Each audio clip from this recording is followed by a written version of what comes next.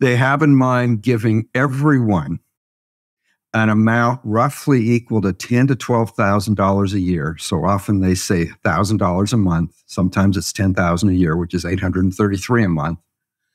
And I mean everyone. Well, I don't. Okay. So they don't mean babies. Mm-hmm. They often don't mean non-citizens. So you can have a whole lot of green card holders, and I was one for a number of years who wouldn't get it. But they typically mean U.S. residents, either 18 years of age or older or 21 years of age or older. And so then, of course, well, that's what it is, basically. Okay, and so the universal part, like you say, means this isn't just, people who are in financial hardship.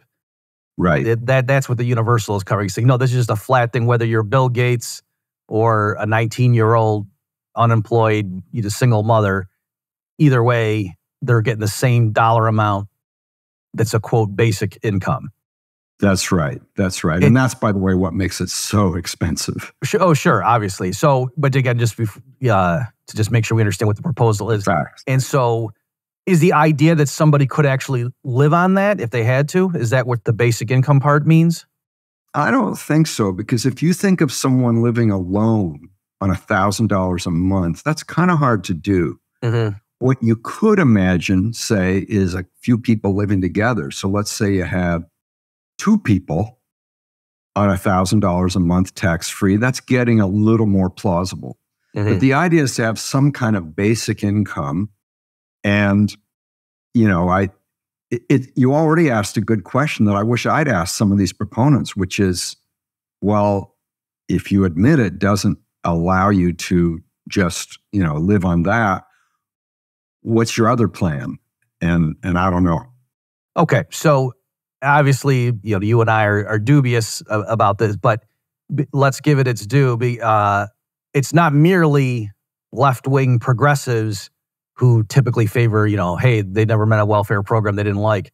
But it's even some of our own colleagues who are, coming out of the school of free market economics in general. They think government intervention is perhaps unethical, but also counterproductive for the ostensible aims.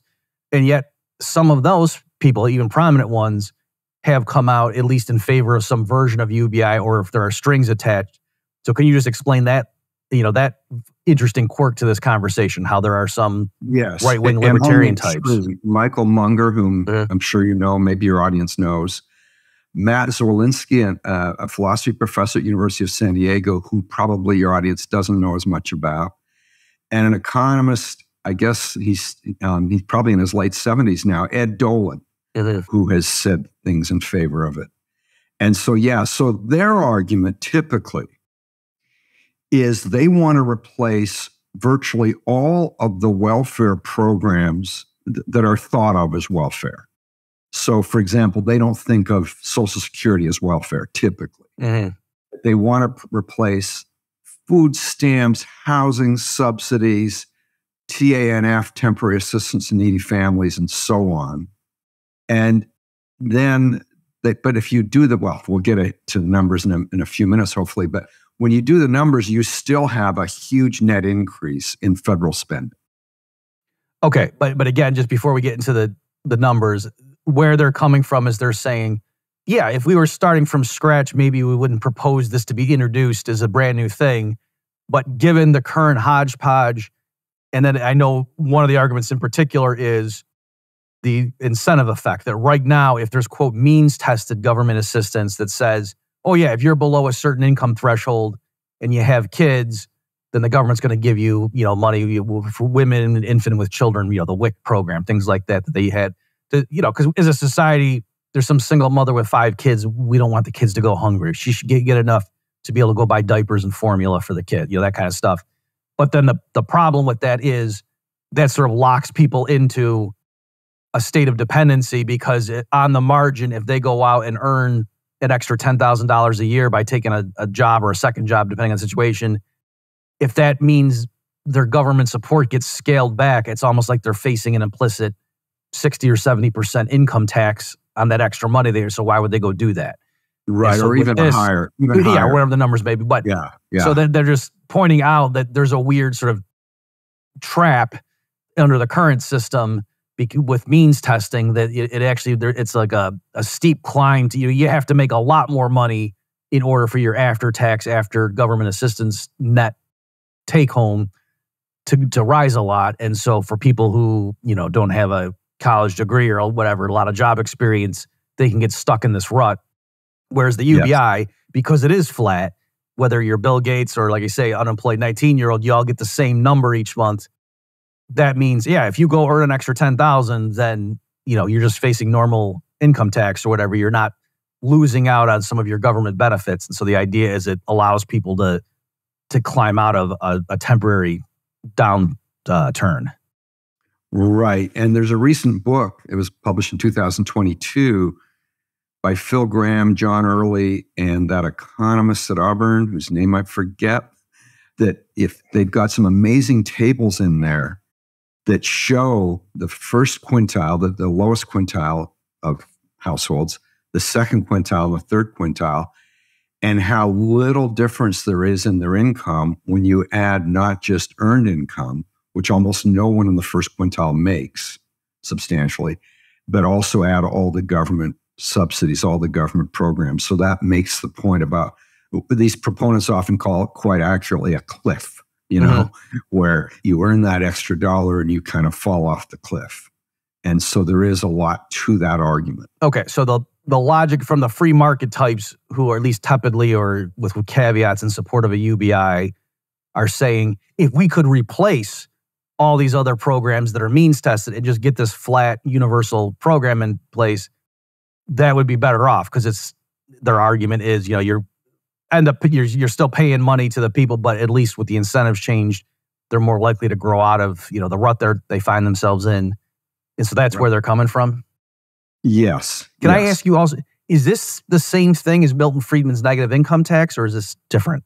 It depends on the version. So Matt Zwolinski advocates that the subsidy be phased out once you get past some level, which means it is Milton Friedman's negative income tax. Other people say, no, let's give it to everyone, not phase it out, but just raise tax rates substantially on basically the middle class and above. Okay, and so for the benefit of people who don't know it, Milton, can you just real quickly, what is Milton Friedman's negative income tax? What does that mean? He proposed it in his 1962 book, Capitalism and Freedom. And the idea was he saw these disincentives from welfare, wanted to get rid of welfare and replace it with the negative income tax. So the idea is, for some level of income, you actually get, it's funny, I haven't done Friedman's negative income tax in a long time. So that's why I was asking you to do it, because same here. Like I was like, if I try to say off the top of my head, I'm going to get tangled up. So maybe I'll have David do it. Yeah, I mean, the basic idea is that for a low enough income, instead of paying tax, you're going to get a subsidy. And it was never a one for $1 because he understood the disincentive effects. It was like, okay, you get a subsidy when you have, say, zero income. And then when you make an extra dollar, maybe you lose 20 to 50 cents of the subsidy. And so that's very much like the Zwolinski version, where you're phasing out the UBI.